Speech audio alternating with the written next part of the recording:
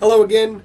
Welcome back to CJ's Card Corner. Today, I want to talk about the 5 biggest mistakes that I've made in this hobby, and specifically what has caused some of my biggest losses and has slowed down my business growth and changed the entire trajectory of how my business has been run and how I got where I am today.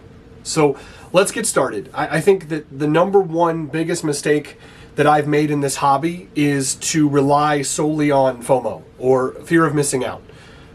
So within this hobby, there are so many things that you can do that relies on emotion and hype. And I think that reigns true in both Pokemon and sports card investing and collecting and flipping. That so much of the time you're buying a player because they're really hot right now. One of the biggest examples for me is that last year I spent a whole bunch of money on a few different players that I truly believed in because the market was really, really hot on them. And now I'm kind of stuck with their cards because they cooled off or got hurt, or I've been just unable to sell them because I bought them at their highest price instead of at the lower price when they weren't quite as hot. And I kind of led into the hype. The same thing goes for Pokemon, right? When a set is on its way up, that's not the best time to buy. When the Charizard EX was at its highest about a month ago, that was not the best time to buy. Everybody was buying out of emotion, out of hype, and they were, worried I wasn't going to get one, or I wasn't going to get any 151. And unfortunately, by buying into hype instead of researching it, you're going to get stuck paying one of the highest prices that you can pay. That's less likely with sealed because ultimately the price just kind of keeps going up, and it's not quite as big of a deal. But with singles, a lot of times those singles will go back down. They fluctuate up and down and up and down, and you can usually find a dip that makes sense. So for me, if I'm being smart about my investments and my collecting and flipping, I'm going to focus on the raw data and not necessarily the emotion of the player or the card. And I think that will help. And lately I've been doing that a lot smarter. I'm buying cards that I'm able to see a previous sale and focus. And I think that if I can do that instead of reacting to a great ball game or a really great season, I can be really smart about those purchases. And that kind of leads into my next mistake. Mistake number 2 is not checking for comp pricing. A lot of times I will go into a Whatnot stream and just make a purchase of a card without checking any competitive prices. And I think one of the biggest mistakes you can make is buying a card because of the lowest listed on eBay instead of buying a card because of a previous sale. A lot of times you'll go on eBay and look up that card and see, okay, the lowest listing is $150. That's great. Oh, I can buy it for $60 and I can make money. Well, that's not always the case. If you go back and look at previous solds, a lot of times the previous sold is only $60 or $50. So now you've bought it at market price instead of at the price you think is lower than market price. And in this case, I've done that quite a bit recently, and I'm learning from those mistakes where I'm buying a card on a Whatnot stream and I don't check competitive prices because the auction is so short, so I don't have time to check the latest sold. A lot of times I barely have enough time to pull the card up on the card ladder or on eBay.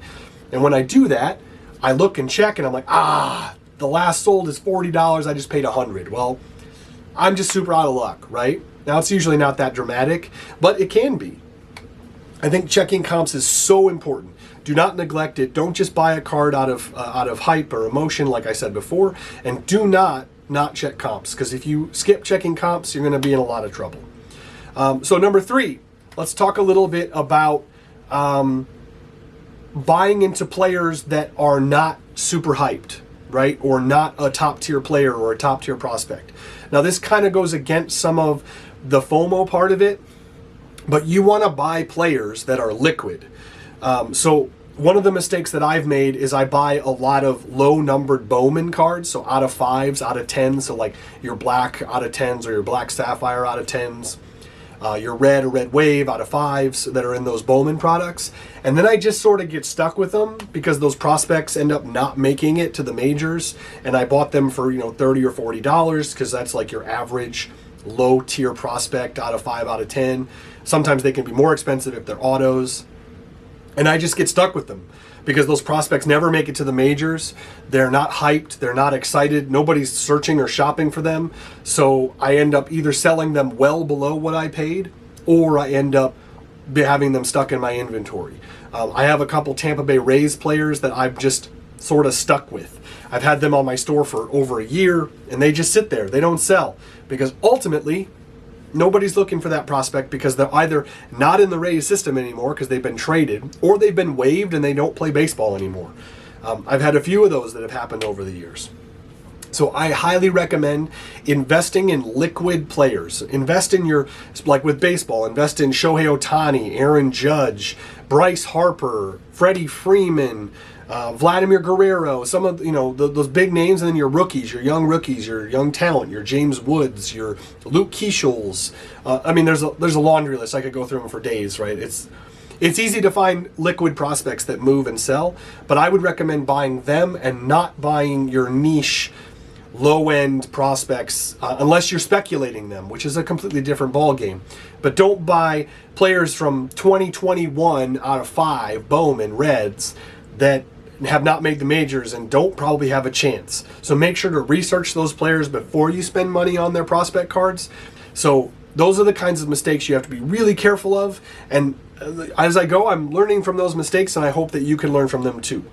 Number 4, breaking and ripping. This was a huge mistake that I made, and I think a lot of you hopefully can relate to this, and maybe hopefully not. I spent a ton of money on breaking and ripping because it was a nostalgic thing for me. I was so excited to be ripping packs again when I got back into the hobby, and I was like, oh, these new products are awesome. New Topps flagship, the new Bowman. I went to my local card store and I bought a bunch of Pro Debut. I do a ton of ripping, and I'm like, this is not working. I'm getting a ton of crap inventory that I'm never going to sell. And then I was like, well, let's check out Whatnot. And I hit up Whatnot, and I got addicted to breaking. But so I got into breaking, and I started breaking with a bunch of breakers on Whatnot. And I spent thousands upon thousands of dollars breaking. And I maybe pulled a few good cards here and there, but you ultimately lose to the house, right? That's the whole, it's gambling at its finest. And I'm not saying there's not a place for it in the hobby, because there absolutely is, and there's a ton of money to be made. My recommendation is to stay away from breaking and stay away from ripping unless you're doing it for fun and not for inventory, because you will not support your inventory, at least in most cases, by buying into breaks or rips. So let's get into the final one. The final one for me is buying in bulk versus buying single valuable cards.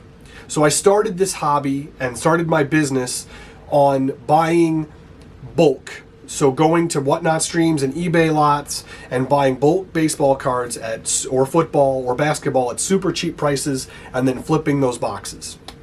It worked really, really well, but it was really slow, and it's a ton of work. So depending on what you're looking to do, right, or how much capital you have. For me, it was really the only place I could start, because I was trying to build my business from the ground up. And I think I decided ultimately that as time went on, this was not the exciting piece of the hobby for me, was buying these big lots and then sorting through them and then putting them in my boxes, as you see behind me, and then making sure that I could sell those lots or sell those singles on eBay and then make a profit on the whole lot, right? It's a great plan for some people, and I think bulk does work. There is a place for bulk, cheap, single baseball, football, basketball, or even Pokemon cards. But what I've realized is that my time is super valuable, especially with my 2 boys. So I've kind of come to the idea that buying more expensive cards that are lower than comp and then flipping them for around or above comp is easier and better on my checkbook, and allows me to buy 1, 2, or 3 cards a month. So I'm not sitting on Whatnot for hours and hours and hours shopping for bulk lots that I buy for half the price of those expensive cards, but then I flip them and it takes me months and months to flip those cards to make back my profit. Whereas I can buy an Aaron Judge rookie auto, which I actually bought last year around April. I paid about $750 for it. I then flipped it on eBay for $1,300. There is a place for bulk, but in my opinion, and they're not always going to be that good. That's just an example of one of my better flips. I sold that within 2 weeks, and it was a really great flip. It worked well for me. It allowed me to buy more cards, and you have to be able to invest that capital to make that move. Now, you have to be really, really smart about where you invest in. I highly recommend checking out all the videos that are on YouTube about people that turn your $5 into your $10,000, because I do think there is an absolute place for that in the hobby where you have to be really, really smart about your flips. So that first $5 purchase is so important, because if you don't get off the ground strong, where you buy a $5 card and then sell it for $3, now you're really in the hole. So you have to be smart about every investment you make, and you have to think about a purchase before you make it. And I think bulk versus singles is one of those things. It's okay to buy bulk. It's okay to have a lot of inventory in your store if you want to, but realize that's more time and effort you're going to have to spend to packing and shipping each individual card. And I've personally come to the realization that I'm more focused now on buying cards that are over $20 and hoping to flip them for $40, $50, $60 and be able to make a larger chunk of profit at any given time. So that's where I would recommend being, instead of living in that bulk world. And that was one of my biggest mistakes. So let's recap. So the top 5, in my opinion, biggest mistakes you can make in this hobby are your FOMO, right? Hype. Living in the world of emotion is one of the biggest mistakes you can make in the hobby, unless you're buying for your own PC. Number 2, not checking comps. That one speaks for itself. I don't think I need to go through that one anymore. Investing in niche, difficult to sell cards and neglecting that liquidity. That's number 3. And then your breaking and ripping is number 4. And again, I think that one's self-explanatory. And then buying singles versus buying bulk. I think those are the 5 biggest mistakes I've made in the hobby. Comment down below what some of the biggest mistakes you've made. I'd love to hear what kind of mistakes you've made so I can avoid those as well. And then please like, subscribe, share the video, and I'm really looking forward to seeing you in the next one. Thanks for stopping by.